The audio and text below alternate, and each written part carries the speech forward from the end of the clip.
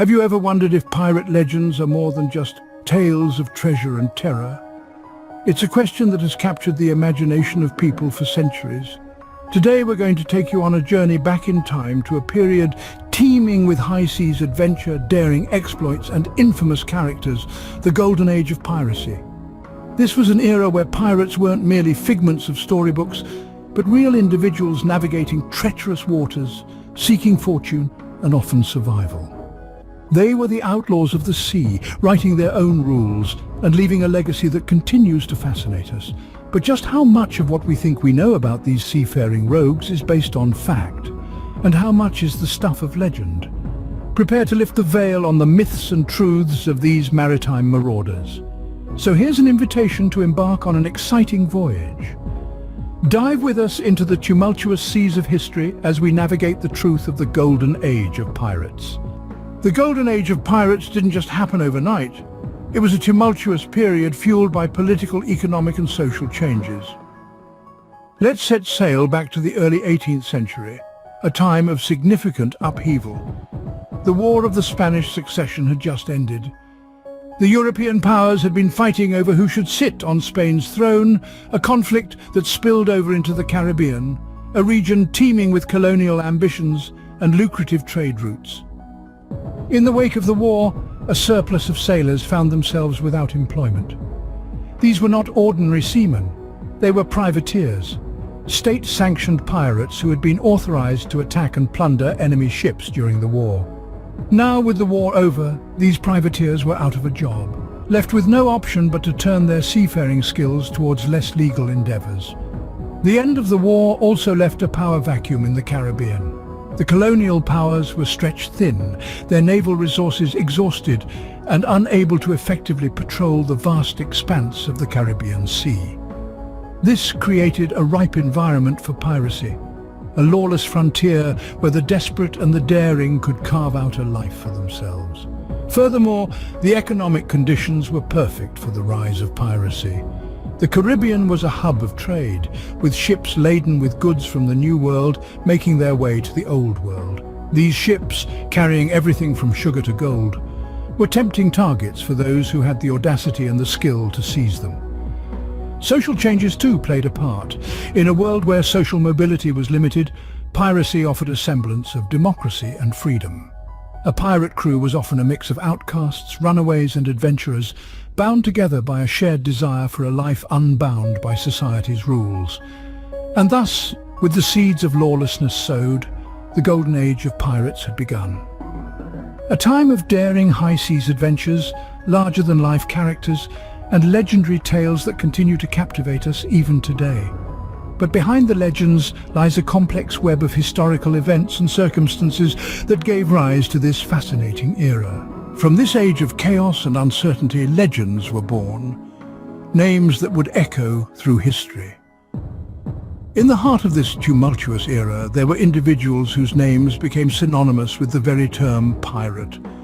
Let's delve into the lives of these legendary figures and the tales that continue to ripple through time. One such character was Edward Teach, more famously known as Blackbeard. With his imposing figure and his beard set ablaze in the heat of battle, Blackbeard was the embodiment of terror on the high seas. His reign, though short, was filled with daring exploits, from blockading an entire port to commanding a fleet of pirate ships.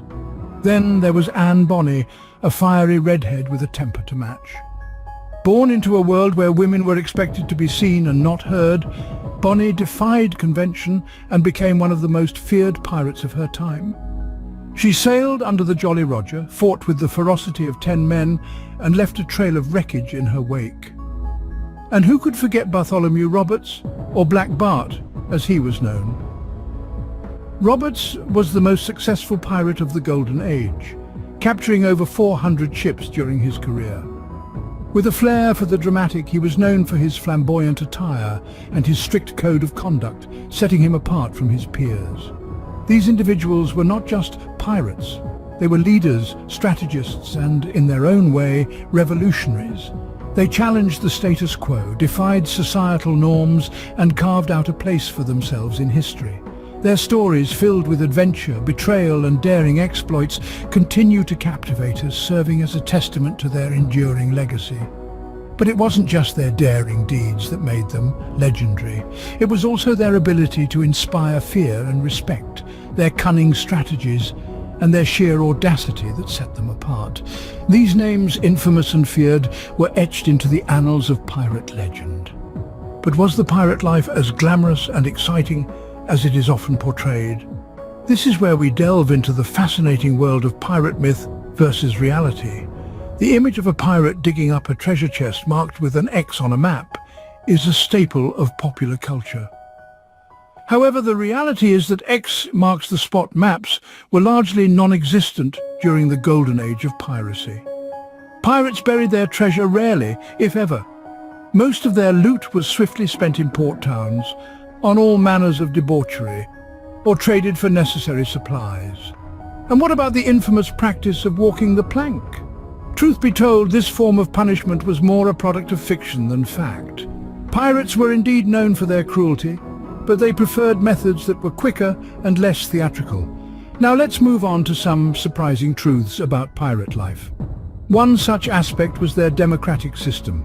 Yes, pirates, those lawless marauders, operated under a surprisingly democratic model. Captains were elected by their crew and could be voted out if they were deemed ineffective or unfair.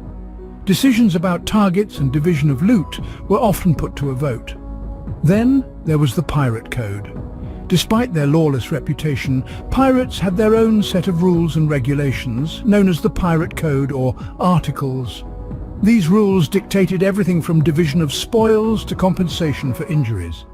Contrary to popular belief, pirates weren't just chaotic criminals. They had a system of order and discipline. So was the pirate life a non-stop adventure filled with treasure hunts and swashbuckling battles? Not exactly. It was a life full of danger, hardship and uncertainty. But it also offered a sense of freedom and camaraderie that was hard to find in the rigid societies of the time.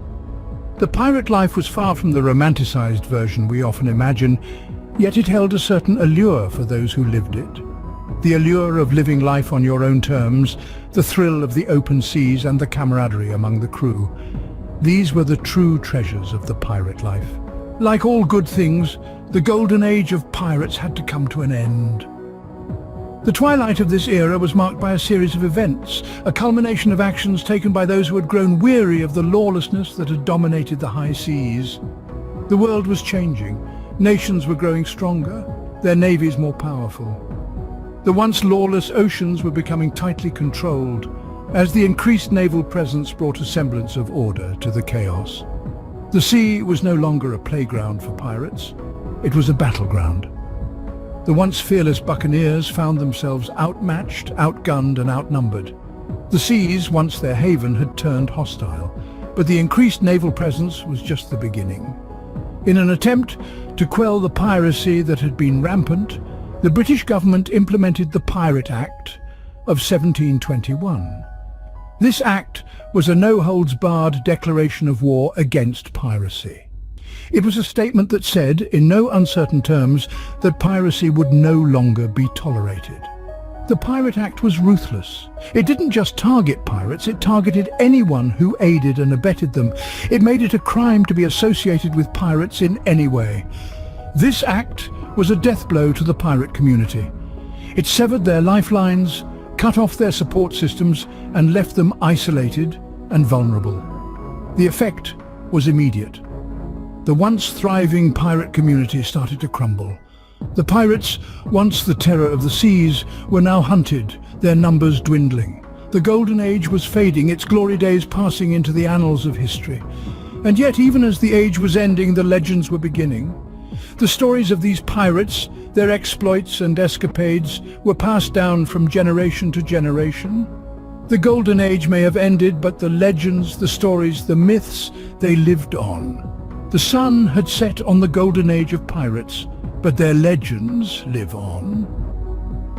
The age had ended, but the legacy of these pirates, these men and women who had ruled the seas, would continue to captivate and enthrall us for centuries to come. So, how did these historical figures transform into the pirate legends we know today? As the sun set on the Golden Age, the tales of these notorious seafarers didn't fade into obscurity. Instead, they began to evolve, growing grander with each retelling, a grain of truth, a dash of imagination, and a generous helping of time. The perfect recipe for a legend. The swashbuckling exploits of pirates became the fodder for countless books, plays, and eventually films. Each new generation added their own flair, further distorting reality. The gritty, grim life at sea was polished into an adventurous, romantic, almost heroic narrative. The image of the pirate was transformed. The rogues of the sea became the rebels against convention, the embodiment of freedom and adventure. And thus, the pirates of yesteryears morphed into the legends we know today.